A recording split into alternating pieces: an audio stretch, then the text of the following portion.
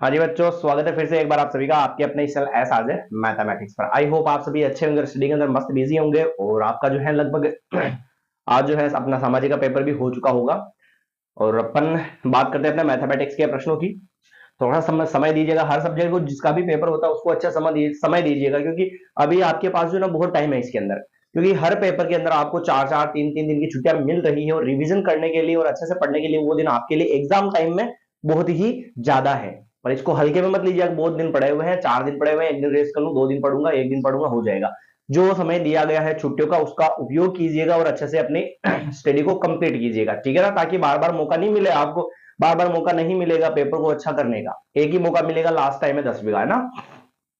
चलिए, प्रश्न लिखा हुआ है बेटा आपके सामने।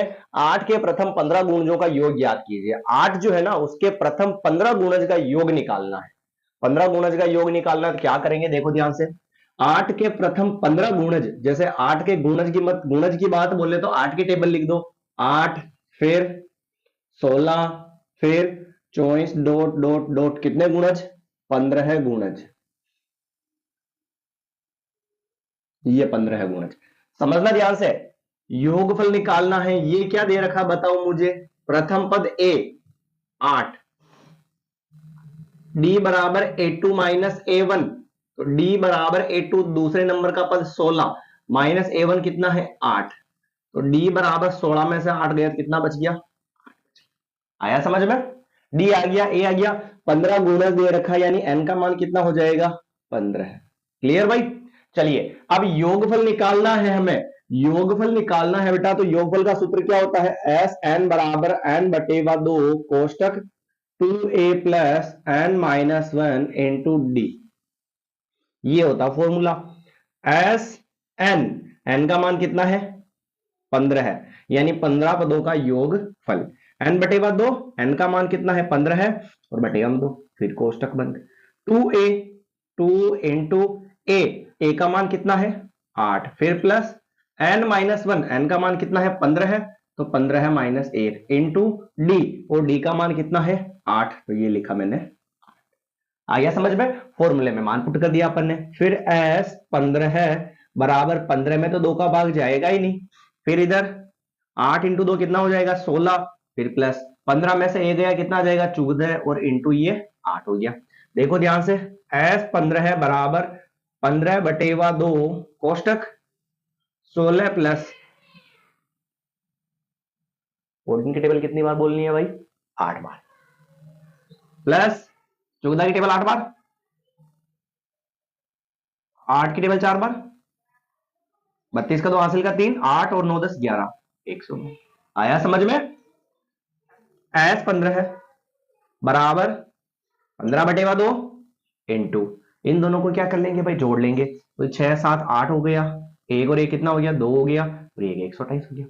2 से इसको काट दो बेटा, 6 बार 4 बार, तो एस 15 जो है वो इन दोनों का गुणा हो जाएगा। 15 चौक 60 का 0 हासिल के 15 छिंग 90 और 96 960, तो इसके 15 पदों का जो योगफल है 15 गुणज का वो कितना हो जाएगा बेटा 960 हो जाएगा। एक बार देख लेते हैं कि 960 आ भी रहा है, यहाँ नहीं आ रहा है।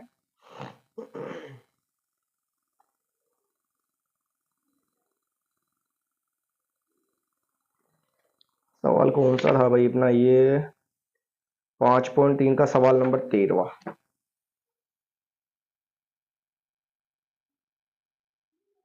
960 आ गया भाई। चलिए, अगले प्रश्न की अपन बात करते हैं। तो अगला प्रश्न है, देखिएगा ध्यान से, सवाल अच्छे हैं, मजेदार है, थोड़ा सा आपको ध्यान रखना और समझना है। दूसरा प्रश्न देखिएगा इसका। दूसरा प्रश्न ये दे रखा है, यदि आकृति में डीई समांतर बीसी है, यदि आकृति में डीई समांतर बीसी है, यदि आकृति में डीई समांतर बीसी है, तब ईसी का मान ज्ञात कीजिए। तब ईसी का मान ज्ञात कीजिए, समझना ध्यान से, है ना। तब अपने को क्या करना है, ईसी का मान निकालना है। चित्र क्या दे रखा बेटा, ध्यान से देखिएगा, ऐसे दे रखा है, फिर इधर ये दे रखा है, इधर दे रखा अपने को एबीसी, ए बी सी, इधर दे रखा डीई, डी ई, और इधर दे रखा 1.5 cm, और फिर दे रखा 1 cm, और इधर 3 cm, और अपने को क्या निकालना है इसके अंदर, सीई निकालना, ये वाला मान अपने को निकालना है। समझना ध्यान से थोड़ा सा, आधारभूत समानुपातिकता प्रमेय का रोल है यहाँ पर, क्या है रोल देखना ध्यान से। किसी त्रिभुज के अंदर जो है उसकी भुजाओं के मध्य बिंदुओं को मिलाने वाली जो रेखा है, अगर वो रेखा तीसरी भुजा के समांतर हो तो उसके अनुपात आपस में क्या होते हैं, बराबर होते हैं। कैसे देखना, मैं कथन पूरा नहीं लिखूंगा है ना, कथन पूरा नहीं लिख रहा हूं मैं, केवल ऐसे लिख रहा हूं, आधारभूत समानुपातिकता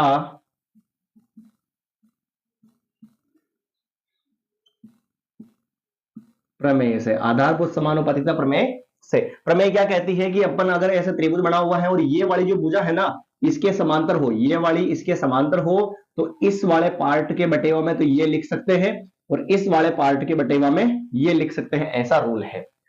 तो इसमें दे रखा देखो डीई समांतर बीसी, यानी ये डीई जो है इसके समांतर दे रखा है, तो हम लिख सकते हैं एडी के बटेवा में तो क्या लिखेंगे, डीबी, बराबर एई के बटेवा में क्या लिखेंगे, ई सी लिखेंगे। आया समझ में, कोई दिक्कत नहीं है। एडी का मान कितना है भाई, 1.5, बटेवा डीबी का मान कितना है बताओ, 3, बराबर एई का मान कितना है बेटा, 1 है, और फिर एसी का मान क्या करना अपने को, निकालना है। बहुत आसान है, थोड़ा सा आपको सोल्व करने का प्रयास यहां पर करना है, आपको अच्छे से समझ में आ जाएगा, कोई दिक्कत नहीं होगी, है ना। चलिए क्रॉस गुणा करवा दूं इसको मैं, या यहीं पे सोल्व कर लेते हैं। चलो यहां से पॉइंट हटाया तो कितना आएगा नीचे, 10 आ जाएगा,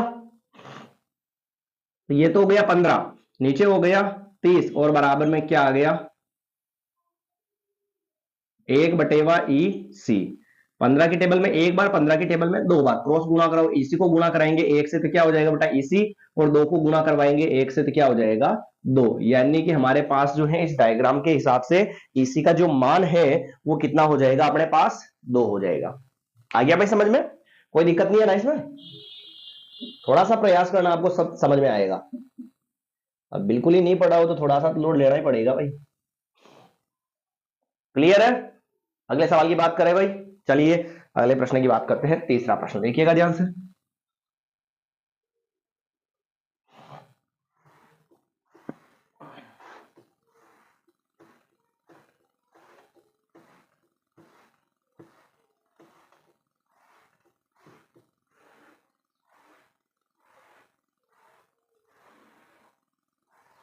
अगला प्रश्न भी थोड़ा सा अपन लैंग्वेज बड़ा ही लेते हैं,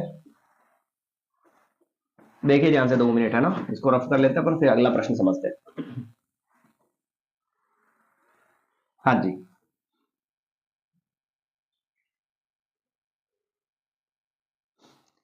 प्रश्न ये दे रखा है कि आकृति 6.20 में दी गई आकृति में डीई समांतर ओक्यू है। क्वेश्चन है, दी गई आकृति में डीई समांतर क्या है, ओक्यू, और क्या दे रखा है, डीएफ समांतर ओ आर, डीएफ समांतर ओ आर, तो दर्शाइए ईएफ समांतर क्यू आर, तो दर्शाइए ईएफ समांतर क्यू आर। और डायग्राम अपने को दे रखा है 6.20 वाली आकृति दे रखी है, ये देखो ध्यान से, चित्र ऐसे दे रखा है, समझना भाई ध्यान से, ये ऐसे अपने को क्या दे रखा है, इसका चित्र दे रखा है, ये रहा, नाम है इसका डीईएफ, यहां पे तो है डी, यहां पे है ई, और यहां पे है एफ, और इधर दे रखा है P Q R, P Q R, और इधर दे रखा ओ। सबसे पहली बात तो बेटा ध्यान रखना, ऐसे दर्शाइए वाले सवालों में आपको क्या लिखना है, सिद्ध करना है, दिया गया है, ये सारी चीजें भी आपको यहां पर लिखनी पड़ेगी। ठीक है, कैसे, तो देखो आप ध्यान से, दर्शाए वाले सवालों में ऐसा लिखना जरूरी है, नंबर मिलता है इसका ध्यान रखना। दिया गया है एक आकृति दी गई है जिसमें क्या दे रखा है, डी ई समांतर ओ क्यू व डी एफ समांतर ओ आर है। ठीक है, फिर आता है सिद्ध करना है। क्या सिद्ध करना है बेटा, वो देखो आप, ई एफ समांतर क्यू आर, ये सिद्ध करना है। क्लियर मामला। चलिए अब आता है अपना तीसरा ऑप्शन, आता है सत्यापन। सत्यापन में क्या करेंगे, देखो आप ध्यान से, पहले ये लेंगे कारण और फिर ये लेंगे कारण। डीई समांतर ओ क्यू, डीई, डी ये रहा, ई ये रहा, समांतर क्या है ओ क्यू। इस वाले त्रिभुज को मैं उठाता हूं, ध्यान से देखिएगा, ध्यान से, है ना, समझने के लिए मैं इसको थोड़ा सा अलग बनाता हूं। जैसे इस वाले त्रिभुज को उठाया मैंने ऐसे, यहां पर डी है,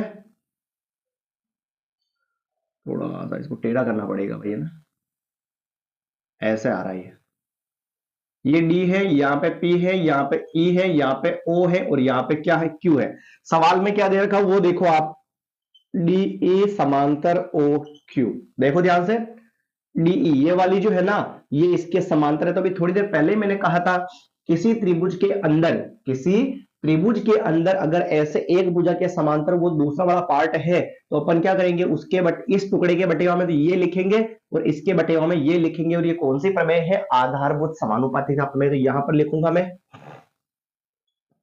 आधारभूत समानुपातिकता प्रमेय से, है ना। देखो ध्यान से, क्या लिखूंगा मैं, पीई बटेवा ई क्यू, पीई बटेवा ई क्यू बराबर क्या लिखूंगा, पी डी बटेवा डी ओ। इसको दे देते हैं समीकरण नंबर 1। इस वाले को उठा लिया अपन ने। अब उठाएंगे अपन इसको, डी एफ समांतर ओ आर। देखो ध्यान से, डी एफ समांतर ओ आर, ये इस वाले त्रिभुज में आ रहा है बेटा, इस वाले में। कौन से वाले में, देखो ध्यान से, कुछ ज्यादा ही लंबा हो गया क्या, ये देखो, फिर ये वाला पार्ट है, यहां पे डी है, यहां पे एफ है, यहां पे पी है, यहां पे ओ है और यहां पे क्या है, आर है। समझे क्या बेटा, देखो वापस ध्यान से,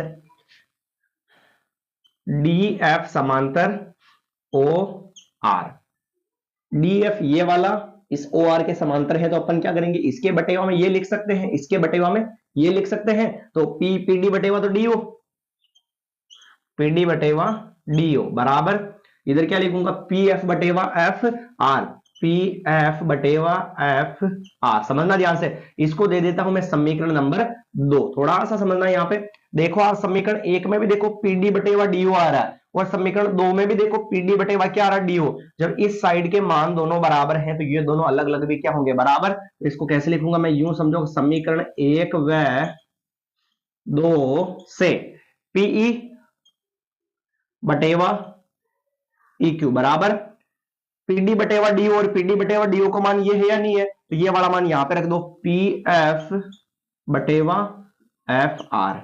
यहां तक आया क्या समझ में, देखो क्या आया, पी बटेवा ई क्यू, पीई ये वाला पार्ट, पीई यानी बटेवा ई क्यू और पी एफ यानी बटेवा में क्या आ गया, एफ आर। यानी ये चित्र अगर ऐसे होता, यूं P D Q R F, अगर सुनो ध्यान से, ये वाली भुजा इसके समांतर होगी तो इसके बटेवा में तो ये आएगा और इसके बटेवा में ये आएगा, नहीं आएगा, आएगा। पर कब, जब ये दोनों आपस में क्या होगी, समांतर होगी, तभी ऐसा आएगा। तो जरा सोचो, देखो आप, पी एफ पी बटेवा ई क्यू, पी ई था ना, मैंने उल्टा लिख दिया यहां पे, पीई, ये देखो पीई बटेवा ई क्यू, पीई बटेवा ई क्यू बराबर पी एफ बटेवा एफ आर, पी एफ बटेवा एफ आर। इसके बटेवा में ये, इसके बटेवा में ये हमने ला दिया। और ये कब आएगा, जब ये दोनों आपस में क्या होगी, समांतर होगी। इसका मतलब ये अनुपात बराबर है, तो अपन लिखेंगे विलोम से, यानी उल्टा, विलोम से क्या होगा, ये वाली ई एफ जो है किसके समांतर होगी, ई एफ जो है क्यू आर के क्या हो जाएगी, समांतर हो जाएगी। क्यों सर, तो क्योंकि ये समांतर होगा तभी तो इसके अनुपात बराबर आएंगे, और अनुपात बराबर आ चुके, इसका मतलब ये ऑलरेडी समांतर है, तो मैं प्रूफ करने की जरूरत नहीं है। अब आ चुका अपना आंसर, कोई दिक्कत है क्या इसके अंदर। तो ऐसे आपको जो है थोड़ा सा इसको प्रूफ करना है और अच्छे समझना है। इसके 6.2 के सारे सवाल ऐसे ही हैं, आपको थोड़ा सा एक सवाल आया और लगभग पूरे चैप्टर खत्म है, 2 प्रमेय हालांकि बाकी सारे हो जाएंगे, ठीक है ना। तो ये था अपना सवाल नंबर तीसरा। अब अगले प्रश्न की तरफ अपन बढ़ते हैं, तो समझिएगा ध्यान से थोड़ा सा। हाँ जी, देखिए अगला प्रश्न आपके सामने लिखा हुआ है, यदि कोण ए और कोण बी न्यून कोण हो तो कोस ए बराबर कोस बी है, तो हमें दिखाना है एंगल ए बराबर क्या है, एंगल बी है। समझिएगा ध्यान से थोड़ा सा, ए और बी न्यून कोण है, जैसे ये समकोण त्रिभुज बनाऊं मैं ऐसे, ये कितने डिग्री का होता है, 90 डिग्री का। अगर ये 90 डिग्री का कोण है तो बाकी दोनों कोण क्या होंगे, न्यून कोण। न्यून कोण क्या होता है, 90 डिग्री से कम व 0 डिग्री से क्या होता है बेटा, ज्यादा होता है। 90 डिग्री से कम व 0 डिग्री से क्या होता है, ज्यादा होता है। अगर ये अकेला जो है ना 90 डिग्री है, तो ये दोनों कोण आपस में क्या होंगे, न्यून कोण होंगे, 90 डिग्री से कम होंगे। क्योंकि त्रिभुज के तीनों कोणों का योगफल 180 डिग्री होता है, तो उसमें अकेला ही 90 हो गया, तो बाकी दोनों जोड़ेंगे तो भी 90 आएंगे, दोनों को जोड़ेंगे तब 90 बचेगा, तो 90 से दोनों कम ही होंगे। तो कुल मिलाकर यूं समझो कि एक 90 हो गया ये, तो एक जगह तो इधर ए लिख दो न्यून कोण, और एक जगह यहां पे क्या लिख दो, बी लिख दो न्यून कोण, और यहां पर जो बच रहा है उसकी जगह अपन क्या लिख देते हैं, सी लिख देते हैं। कोई दिक्कत नहीं है। दिखाइए सिद्ध करने वाला सवाल आया है भाई, दिखाइए सिद्ध करने वाला। तो सबसे पहले क्या लिखेंगे, दिया गया, दिया गया हम लिखेंगे एक, डायरेक्ट लिख दे भाई यूं, एंगल ए व एंगल बी दो न्यून कोण दिए गए हैं तथा कोस ए बराबर क्या है, कोस बी है, और सिद्ध करना है। सिद्ध क्या करना है बेटा, एंगल ए बराबर एंगल बी, ये अपने को सिद्ध करना है। ऑप्शन क्या होगा, सत्यापन। कोई दिक्कत नहीं है, दिया गया में एंगल ए और एंगल बी न्यून कोण दिए गए हैं, और तथा कोस ए बराबर कोस बी दिया गया। सिद्ध करना है एंगल ए बराबर एंगल बी, समकोण त्रिभुज बनाया जिसमें सी मान लिया यहाँ पे। बाकी जो दोनों न्यून कोण थे, न्यून कोण का मतलब दोनों को इस कोणों पे मानना पड़ेगा तभी न्यून कोण होंगे, इस पर तो समकोण हो जाएगा, है ना। अब देखो ध्यान से, कोस ए, कोस ए अपना फॉर्मूला क्या था, लाल कक्का था नहीं था, यहां पे कोस आता पता होगा सभी को, तो इस वाली जगह, यानी फॉर्मूला क्या बनेगा, आधार बटेवा कर्ण। तो कोस ए बराबर, यहां पे देखो कोस ए लिखा हुआ है, तो ये रहा ए, जो थीटा लिखा हुआ था उसके सामने वाले को अपन क्या मानते हैं, लंब मानते हैं, तो ये लंब हो जाएगा, तो ये क्या हो जाएगा, आधार, और ये क्या रहेगा, कर्ण। कर्ण हमेशा फिक्स रहेगा, तो कोस ए लिखा हुआ, ए के सामने वाला क्या होगा, लंब, तो ये लंब है तो आधार क्या होगा, ये, और ये आधार है तो इसका नाम क्या है, ए से लेकर सी तक, ए सी। फिर बटेवा कर्ण, अब कर्ण कौन सा है, ए बी, तो ये लिख दिया मैंने ए बी, समीकरण नंबर 1 हो गई। सुनना, कोस बी, कोस बी बराबर क्या होगा, फॉर्मूला वो का वही है बेटा, आधार बटेवा कर्ण। तो कोस बी बराबर, यहां पे बी लिखा हुआ है, बी लिखा हुआ तो बी के सामने वाले को क्या मानेंगे अपन, लंब मानेंगे, तो ये क्या हो जाएगा, आधार हो जाएगा। तो आधार का मान कितना हो गया, सी बी, या इसको मैं क्या लिख दूं, बी सी, और नीचे कर्ण, कर्ण अपने पास फिक्स रहता है, ए बी। समीकरण नंबर क्या हो गई, 2 हो गई। देखो ध्यान से, कोस ए और कोस बी आपस में क्या है, बराबर है, तो कोस ए की वैल्यू और कोस बी की वैल्यू दोनों को मैं बराबर लिख देता हूं, ए सी बटेवा ए बी बराबर बी सी बटेवा बी, क्या लिखूं, ए बी। नीचे वाले ए बी से तो ए बी कट गया, तो क्या आया, ए सी बराबर क्या आ गया, बी सी। ये लीजिए भाई, ए सी बराबर बी सी, ए सी तो ये वाली भुजा और बी सी ये वाली भुजा। यदि किसी त्रिभुज की दो भुजाएं बराबर हो तो उसके सम्मुख कोण आपस में क्या होते हैं, बराबर होते हैं, यानी एंगल ए किसके बराबर हो जाएगा, एंगल बी के बराबर। अतः एंगल ए बराबर क्या होगा, एंगल बी। लाइन लिख देना भाई, किसी त्रिभुज के दो भुजाएं बराबर हो तो उसके सम्मुख कोण आपस में क्या होते हैं, बराबर होते हैं। ये रहा आपका आज का क्लास। लगभग 20 मिनट तक अपन ने इसको खींचने का प्रयास किया, और अगली जो क्लास रहेगी वह भी लगभग 20 से 25 मिनट के आसपास रहेगी। मिलेंगे अपन नई क्लास के अंदर और कोशिश करेंगे कुछ प्रश्नों को हल करने की। अगर आपको दोस्तों क्लास अच्छी लगी हो तो आप इस क्लास को प्लीज शेयर कर दीजिएगा, ताकि जो है और सारे जो बहुत सारे स्टूडेंट है इस अपने क्लास के माध्यम से अपने इस चैनल से जुड़ सके और आगे भी उनको क्लासेस मिलती रहेगी। धन्यवाद, मिलते हैं नई क्लास के अंदर।